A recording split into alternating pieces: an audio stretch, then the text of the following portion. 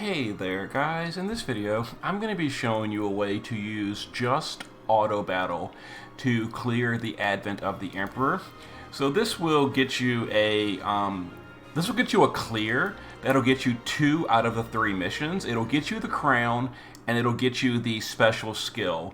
So we're going to complete the quest and we're not going to continue, but obviously we are not going to complete the no KOs or the 5-turn mission doing it this way. But at the very least, you get the important, unique rewards for this by doing it this way. So this is just an example clear. You don't have to use the same units. You can use any units you want. And also, you don't have to use auto battle. You can manually play it, use, buffs, LBs, etc. Obviously, it'll be way quicker. It'll just be more manual. I'm just going to show you the way to turn on auto battle and walk away and come back, 20, 30 minutes later and have a win. We're going to gear our team for basically immunity, except for the fixed attack, which will kill. Anyway, I'll go ahead and let's go in here and show you how we're doing it, and then I'll talk about the team's gear and all that and replacements.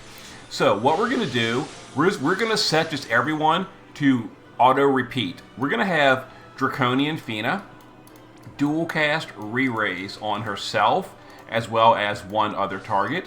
Fina the Return will triple cast Re-Raise on herself, on another target, and the other target. So we're going to have them just casting Re-Raise every single turn on the entire party. Reagan the Return is going to be using full breakdown. We'll just do that twice, and then Dawn's Edge for the Light Imperil. He's going to be the one to eat the Mirage when the boss gets it and keep the boss broken and a bigger Light Imperil. While our Knights of Grandchild are just going to triple cast Perfusing Light. Now this is a relatively low damage skill. It's going to take a long time to kill the boss this way. But that's why we're just going to turn on auto repeat and walk away. And then someone else is going to just support chain the same thing. We'll just support chain this right here. He is literally just a chain bot. So what we're going to do, we're going to click Reagan and the Re-Raisers, wait just a second, and then send the other chainers. And that is pretty much it. Then we turn on auto repeat and we leave it go the whole time. So I'll explain what's going on with the party and why this is going to work. Also, one other important thing, by the way, is to make sure that your party has enough mana regen to self-sustain. If you can't quite gear your party to have, well, really the only one that matters is the chainer.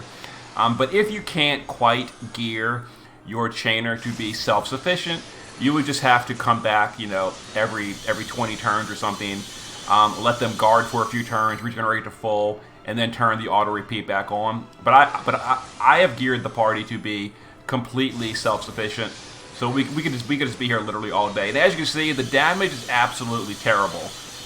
This is going to be a very, very slow clear because I am doing it with complete auto battle. The thing is, though, the boss doesn't heal, so no matter what, you're going to win eventually. It'll just take a long time. But like I said, though, if you want to play it manually, do buffs, do cooldowns, cap some chains properly, etc., you can obviously cut this clear time down significantly. But this is for those of you that just going to turn it on and walk away. And as you can see, we're gonna just watch for a moment until the boss eventually loses 1% health, and then you can multiply that by 100 to get an idea of how many turns this would take you. This is very, very slow, but we'll get there eventually. So we're doing 31. Let's see. Oh, that was a repeat turn. So 31 million damage. The boss has 15 billion. So divided by 31 million, it would take us approximately 483 turns to win. So yeah, this is kind of like those JP clears where you turn on auto repeat and you just walk away for 20 minutes. But like I said, you just turn it on and you just go watch an episode on TV or something and come back later and you'll be win. You're not intended to sit here and monitor it, because as long as you gear it for self-sufficiency on mana regen, you're gonna win eventually. And as you can see, I'm sitting here at turn 10. It just goes forever. You never have to do anything. Complete auto battle.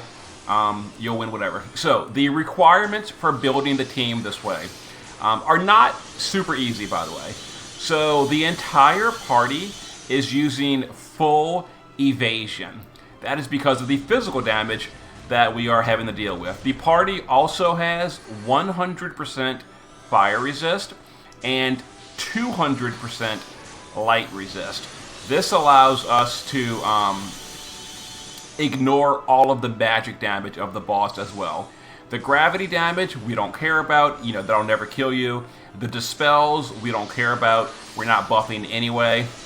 So the only thing that'll kill your party is Flare Star. Now, Flare Star will just be re-raised, which is why we're re-raising every single turn. Now, you don't have to re-raise every single turn, by the way, because he only does dispels and Flare Star. I'm not sure how often, but every like 4 to 5 turns. So if you were sitting here playing this manually, on your own, you would only have to reapply that after either a dispel, and the dispels, by the way, are called March of Destruction, I think, or Rampage. I'm not entirely sure. One of them is, I think it's Rampage. I think Rampage is the dispel.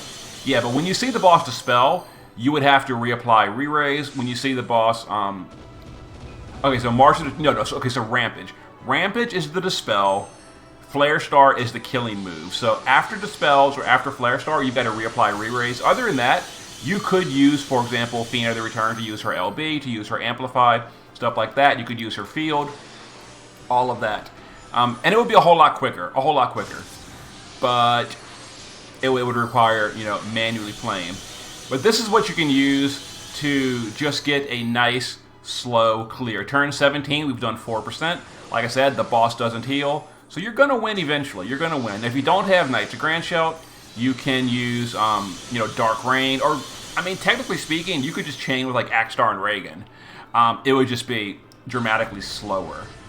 Because your DPS does suffer a whole lot if you're using things like full evasion. Not to mention we're geared for 100 fire and 200 light resist. It's pretty gear intensive to do it this way. And it almost feels like if you have the gear to do this, you can do a normal clear anyway. But then again, maybe you can't. And this is just a super easy way to do it with auto battle. And if you don't have Return Fina, by the way, you can use a second Draconian Princess Fina. All that matters is someone being able to cast re-raise. Now, that being said, Draconian Fina cannot triple cast re-raise. So if you are using Draconian Fina, you can only re-raise 2 people. You would have to drop one of the units. For example, we would drop Reagan the Return or something, and we'll use Axstar to break, and then you could only chain twice. Would be a little bit slower, but it would still work. So I'll go ahead and show you, the gears as an example, but you just leave auto repeat on forever and ever, and that's it. So Draconian Fina, 100 fire, 200 light. Other than that, literally nothing else matters. Pure White Blessing, because all she's casting is re-raise every turn, which only costs 21 MP. So, as long as you're regenerating 40 MP per turn, she is totally fine. And I gave her this card because it gives some resist. Fina the Return, again, only here because she can triple cast re-raise, gives us an extra party slot. Other than that, Evasion, 100 fire, 200 light. Shining Guardian of Hope is a real nice materia if you're doing this strat. It's 100 light resist. But there's plenty of ways to get it. Like, for example, right here, I think this gives, 50 light resist, a free card. Just whatever it takes to get there. Reagan the Return, same thing, full evasion, 100 fire, 200 light. And then some mana reduction, mana regen. Other than that, kind of whatever. And again, and I gave him a mana card so that he has a bigger MP pool. Therefore, he regenerates more per turn. So he has, infinite mana, basically. We'll come back to you.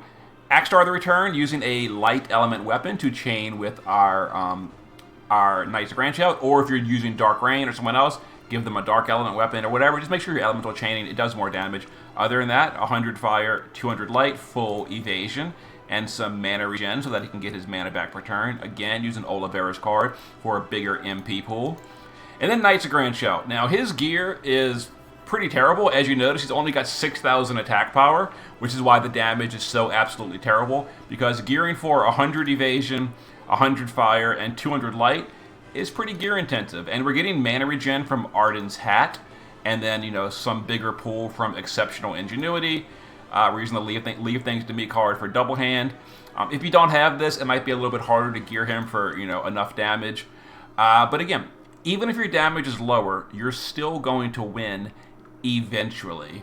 And then there it is. There it is. You just, like I said, as long as you set it up to the point where it's self-sufficient, you can turn it on, you can walk away, and you can come back in 20, 30, 40, you know, an hour later, and you'll win eventually. And you will get 2 out of 3 missions. You'll get the crown, and you'll get the